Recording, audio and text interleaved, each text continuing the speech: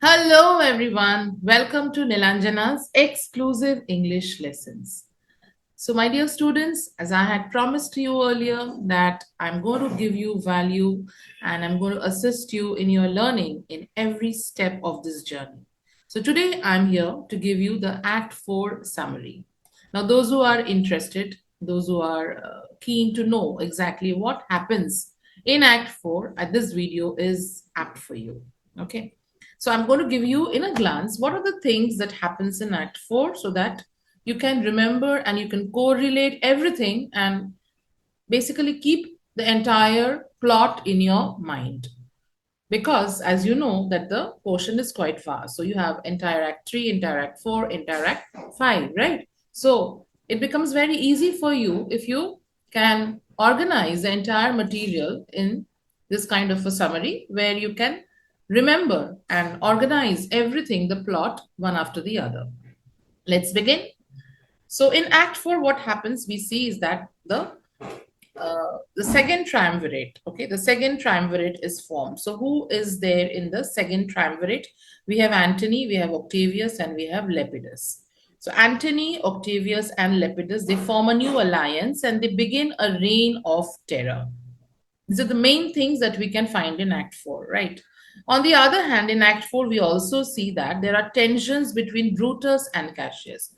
Brutus and Cassius earlier, they were very close, but in Act 4, we see that there is some kind of a strain in their relationship. Brutus and Cassius, they struggle to manage their armies amidst the growing political turmoil. So there's a lot of turmoil in Rome right now. Why? Because the triumvirate, the second triumvirate, they're trying to rise and they want to defeat the conspirators, right? And on the other hand, Brutus and Cassius right now they're living in an exile. They're no longer in Rome, right? They cannot return to their homeland.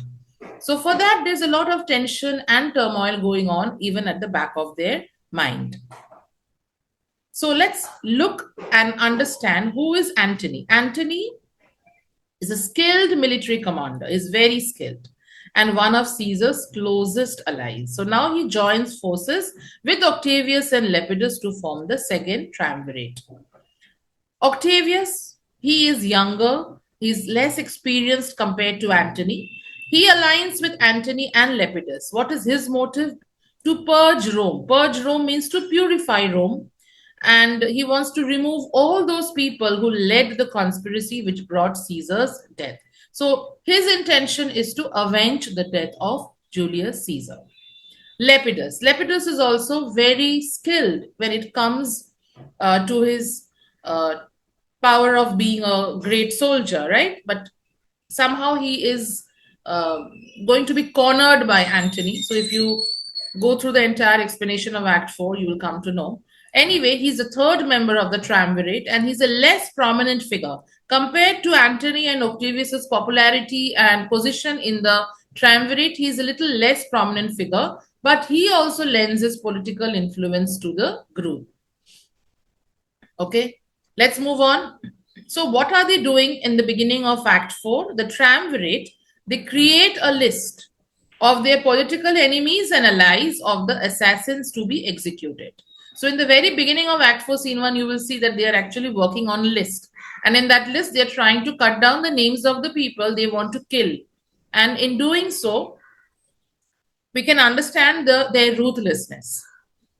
The list marks the start of a ruthless campaign to eliminate any potential threats to their power. Anyone who is a potential threat to their power, who can be a danger later on, is just eliminated. And while preparing this list, they are all very, very cold and insensitive. In fact, they even trade their own relations.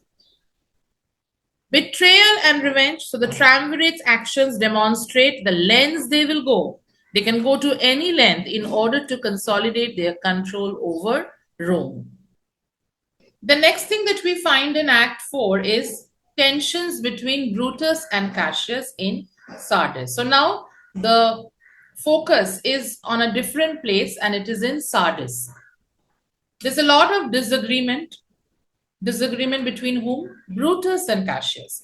They argue over the management of their armies. Now, both of them are leaders of their respective armies and they have to manage their own army. However, there's a growing strain in the relationship. What is the reason? Competing priorities. Now, Brutus, they have their different priorities. Brutus, we always know that he had been very noble and very honorable from the very beginning of the drama. He wants to focus on defending their cause. Now, what is their cause? Why did he join this conspiracy? Because of a noble cause. And his noble cause was to purify Rome, to give back Rome the kind of a peaceful life it had earlier, to rise against the oppressive power of Julius Caesar. That is his cause. The well being of Rome is his cause, right? However, Cassius is more concerned with securing resources and funds. Cassius is more money minded and also very practical compared to Brutus. From the very beginning, we have seen. So, Cassius's focus is in a different way. Like he wants to strengthen his army, he wants to raise funds because that is also important. And in the same way, Brutus's cause is also very important. So there is a rift in their relation. There's also a lot of emotional turmoil. The two friends, as well as brothers in law, they struggle to maintain their unity in the face of mounting challenges and personal losses. So, as a result of this strain in the relationship, we can see a heated exchange between both of them. We have the famous quarrel scene. What happens in the quarrel scene? Those who have already followed the explanation, right, line by line, you all know that there's a verbal argument. Cassius is very passionate, he's determined, and he confronts Brutus. He challenges his leadership and decision making. The reason is what? That Lucius Pella, okay? Lucius Pella has been disgraced by Brutus. He has been disgraced by Brutus for taking bribes. So obviously, Brutus will never support anyone who will take bribes, okay? And Cassius's letters pleading for Lucius was ignored by Brutus. So this is the main cause of anger, disappointment with Cassius. He does not like the fact that Brutus ignored his letters. And Brutus, what is his principle? He's a Stoic. He's a Stoic. Who's a Stoic? A Stoic is a person who is indifferent to any kind of suffering. And he's also having very strong principles. Principles over here means ethics. His sense of ethics is extremely strong. Brutus defends his actions and tries to maintain unity with his close friend Cassius. He recently sent to him certain sums of gold to pay his soldiers, but Cassius denied that. So Brutus defends his actions and he tells that no, of course, I will never support such a thing. And what was Brutus's cause of anger, apart from that, whatever reason that Cassius was taking bribes? Brutus also had requested Cassius to send some amount to pay his soldiers, but again, Cassius denied that. Okay, so there's a lot of emotional tension between them. The heated exchange between Brutus and Cassius highlights the growing strain within the ranks of the conspirators. So initially when they joined hands, but then at this point we see a strain in their relationship. Okay, another very important thing in Act 4 is that we come to know about Portia's tragic death. The news is already given to Brutus. Brutus reveals the news to Cassius. Okay, and probably we can understand maybe that is one of the reason of this change in behavior that we see in Brutus, because he's very rude, he's very tensed. Okay, when such people behave in this manner, maybe there is some kind of a turmoil he's going through. So he receives the devastating news of his wife Portia's suicide, which adds to the emotional burden he carries. Portia's loyalty. Now, in this place, we also highlight Portia's loyalty because her death highlights her unwavering commitment to the cause. She is supporting her husband and her devotion to Brutus, her husband, and who's also a co-conspirator. Why did she kill herself? Because, first of all, there was a prolonged absence of her husband in her life because Brutus was living in exile. And when she comes to know that Antony and Octavius are raising army and their army is growing very powerful, that's when she takes this drastic step. Probably she felt that, she couldn't take this further and she got a sense of her husband's defeat. And that's the reason she commits suicide. Brutus's anguish. Anguish is what? Pain. He is devastated by the loss, further complicating his already difficult decision making during this turbulent time. The time is already very turbulent, right? There's a lot of chaos, political turmoil. On top of this, he also comes under this emotional burden where he loses his dear wife, Poria, and a very tragic death. My dear friends, if you think this video is helping you, the summary, do not forget to subscribe and do not forget to like the video and also share this video with your friends. Okay, now after the heated exchange, what happens is we see that finally they come to a reconciliation. Reconciliation means they again make up. The rift, the quarrel is over. Okay, so they finally make up. So Brutus and Cassius, they reconciliate. Now here, when they are raising a toast, when they drink wine, Messala informs that Antony and Lepidus are advancing towards Philippi.